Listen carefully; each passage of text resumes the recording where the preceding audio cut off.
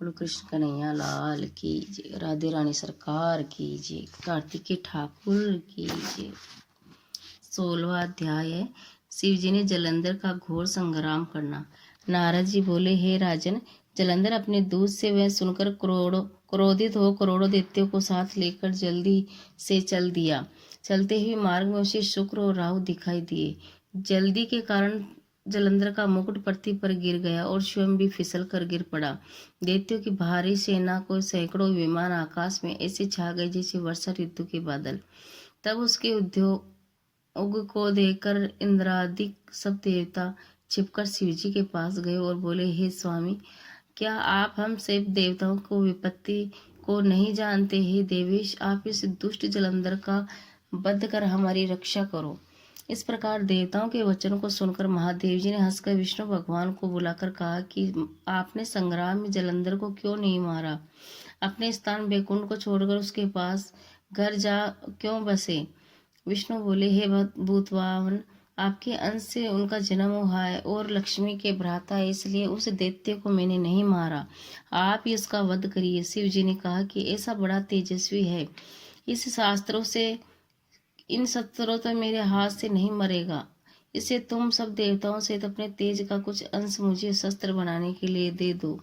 नारद जी बोले, तब सब देवताओं ने अपना अपना तेज दे दिया।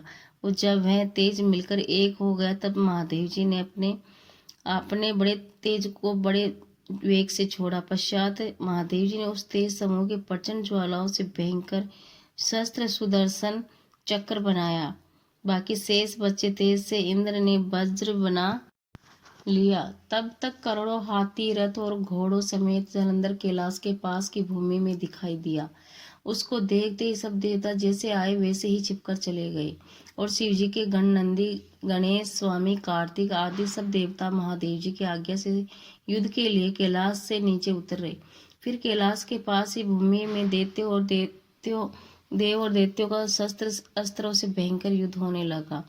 वीरों को प्रसन्न करने वाली भेरी, मृदंग और संगत आता हाथी, घोड़े, रथ के शब्दों से भूमि शब्दमयान होती हुई कांपने लगी।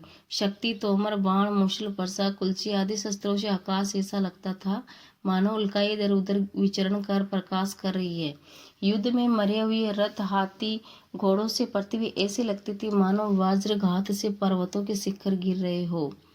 शिव गणों द्वारा युद्ध में मारे गए दैत्यों को मृत संजीवनी देखकर शुक्राचार्य बार बार जीवित करने लगे। उनको देखकर देवों ने शिव जी के पास जाकर शुक्राचार्य का सब चरित्र कहा। तब महादेव जी के मुख से एक भयंकर कृत्या राक्षसी निकली, जिसकी ताड़ के वृक्ष के समान भयंकर जांग और गुफा के समान मुख था। उसके स्तनों में वृक्ष पीड़ित होने लगे। वह युद्ध में आकर असुरों को भक्षण करने लगी और शुक्राचार्य को अपने भंग में रखकर आकाश में अंतर्ध्यान हो गई। तब शिव गंगा शुक्राचार्य को पकड़कर देखकर आनंदित हो और वेग से दैत्यों को मारने लगे। शिव जी के गणों की मार से भयभीत दैत्यों की सेना छिन्न भिन्न हो गई, जैसे वायु के वेग से तृण समूह बिखर जाते हैं। शिव गणों के मध्य में भागी सेना को देखकर सेनापति सुम, निसुम और काल नेमिन ये भी क्रोध के मारे युद्ध में गए। वर्षा के बादल की तरह तीन दैत्यों ने बाणों की वर्षा कर शिव जी की सेना को घेर लिया। दैत्यों के बाण समूह टीटी दल के तरह आकाश में छा गए और शिवजी के गण भी कांपने लगे। सैकड़ों बाणों से घायल हुए गणों के शरीर से रुधिर इस प्रकार बहने लगा मानो बसंत ऋतु में टेसु के वृक्ष से फूलों से खिला हुआ दिखाई देता हो।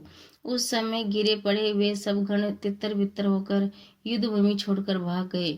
तब नंदी, गणेश और स्वामी कार्तिक अपनी सेना को भागी हुई देख क्रोध करके वेग से दैत्यों को रोकने लगे।